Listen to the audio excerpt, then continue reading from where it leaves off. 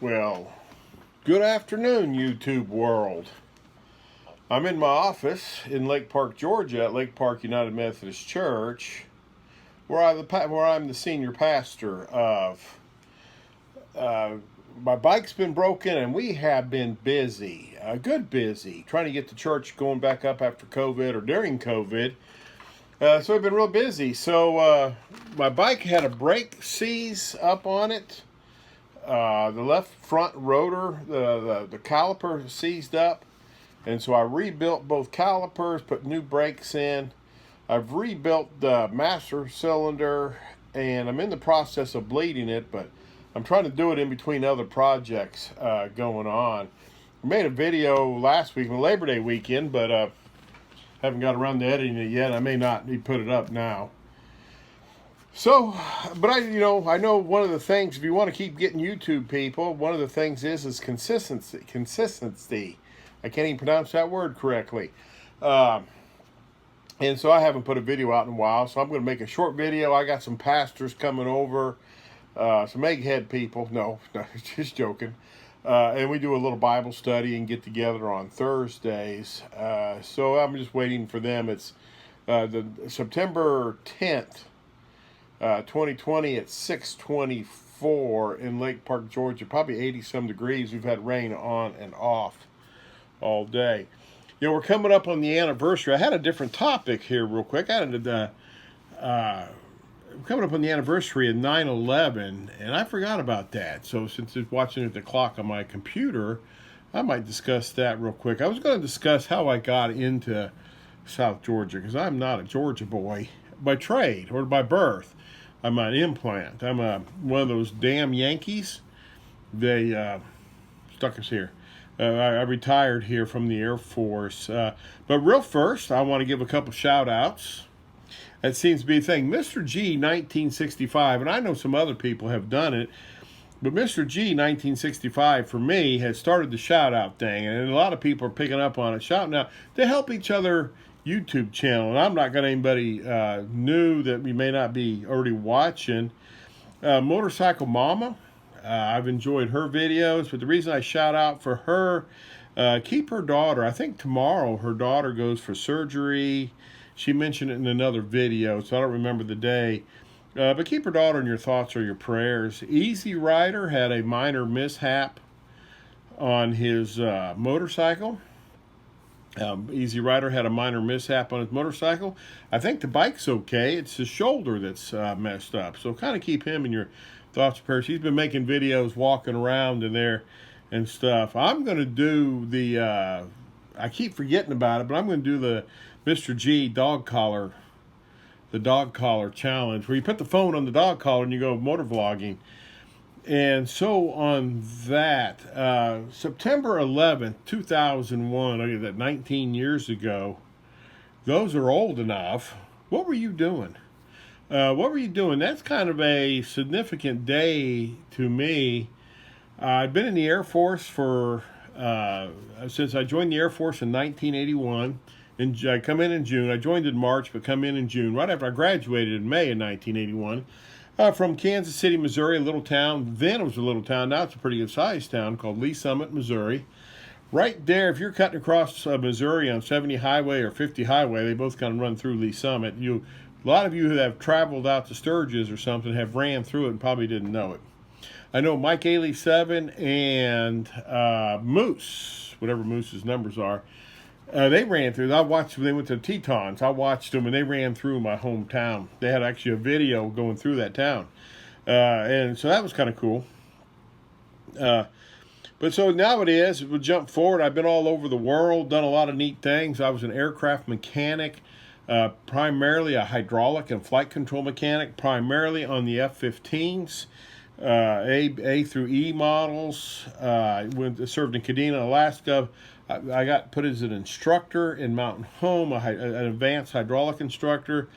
I'll have a funny story. I went to Shepherd as a chief registrar because the Air Force gives, you can earn college credits through the Community College of the Air Force and get an associate or a bachelor's degree, just as good as any other college. And so I'll tell a funny story about being a chief registrar. and I was in Moody. That's where I retired out of. I retired out of Moody in 2004, July 2004.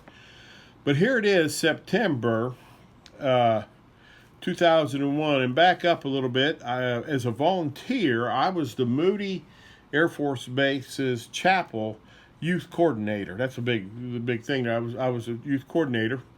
I started teaching also college classes at then it was Val Tech. I started teaching classes at Val Tech. And so with that in mind, all that going together, somehow or another, I become Bemis United Methodist Church's youth pastor, and I was part-time. I was still Air Force. Part-time, already had a couple bachelor's degrees, so I started taking a master's degree in youth ministry and theology, which I never finished, and I flipped from there to Master of Divinity and family counseling. And I decided family counseling wasn't for me. There's nuttier people in the world than me. That's the scary part. I was working with the Methodist Church. I really didn't know a whole lot about the Methodist Church. I'm not really a denominational person.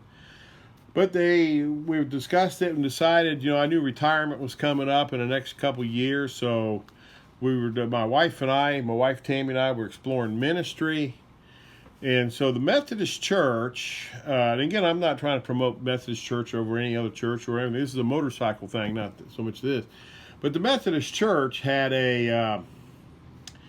we got a boss, besides God. We got a boss called the district superintendent. And so I was exploring candidate for the Methodist Church.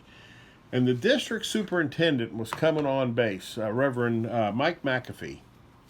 He's coming on base, and where I worked at, it was just easier to walk over to the guard shack to let people in the base, and then I could just ride with him back to my work, and we could discuss what we needed to discuss. I was in the guard shack when the warning horns, the giant voice we call it, come over and told us we were in ThreatCon Delta. ThreatCon Delta, a real world ThreatCon Delta, meant we were under attack. So I had to hightail it back because I'd walked. I had to hightail it back to my work where I was the supervisor. I was kind of like the principal of the what we call 7-level school or advanced school. I kind of was the principal of the school there. And they call it a debt chief, if you're familiar with Air Force terms.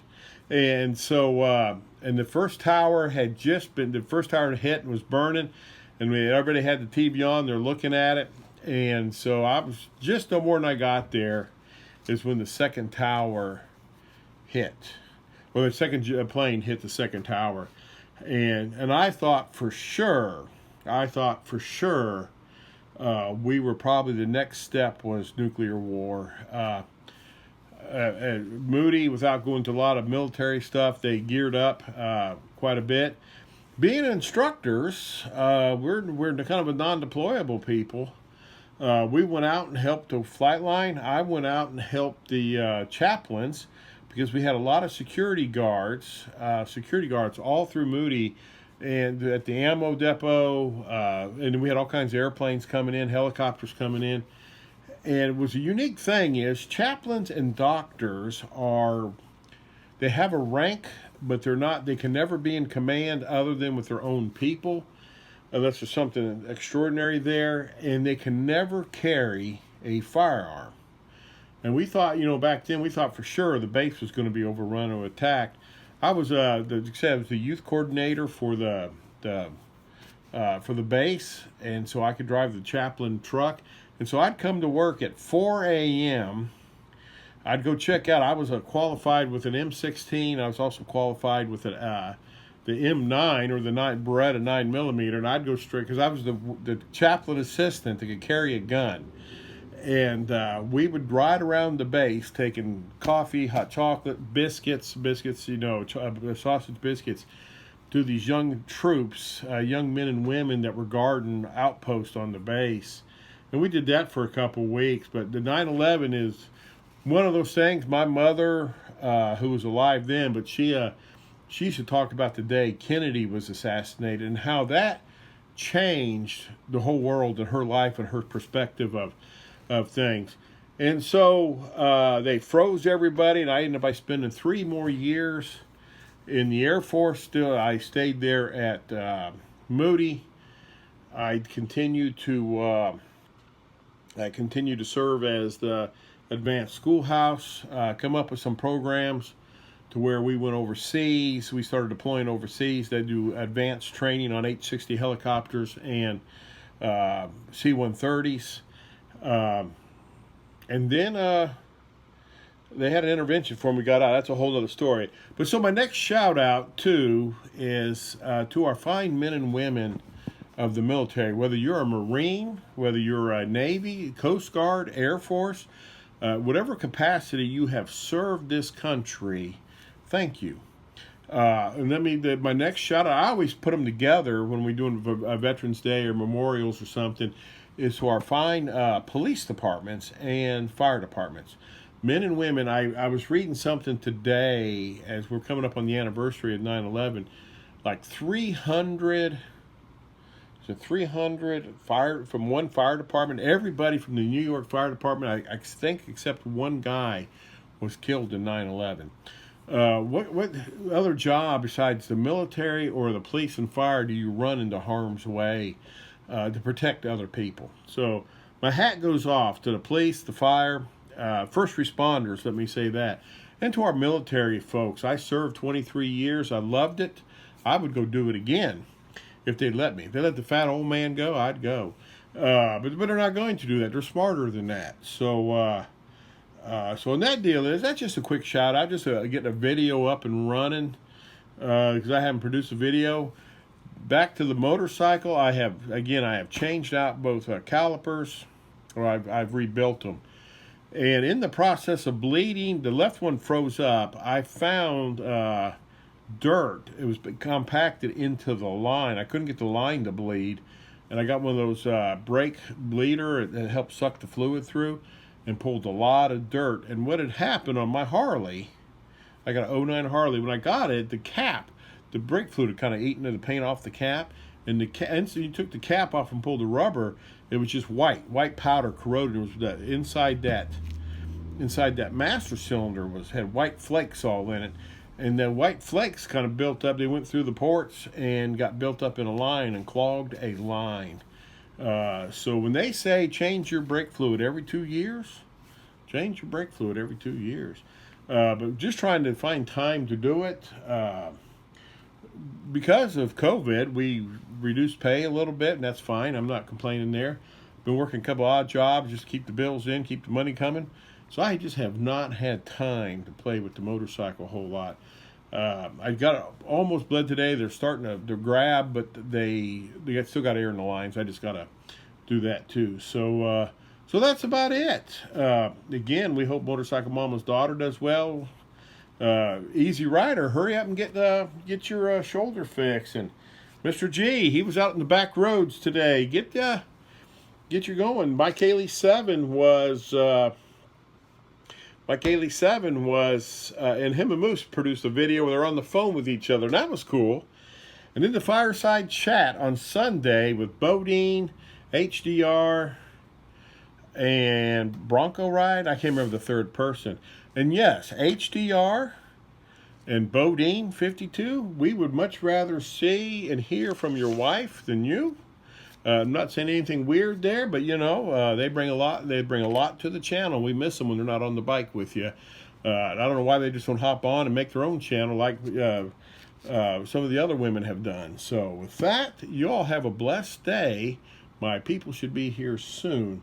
You all have a blessed day, and remember tomorrow, if I can get this out tonight, remember our military and our first responders. Because yet tomorrow was a horrible day starting at 10 a.m. Eastern Time. All right, y'all. God bless. Goodbye.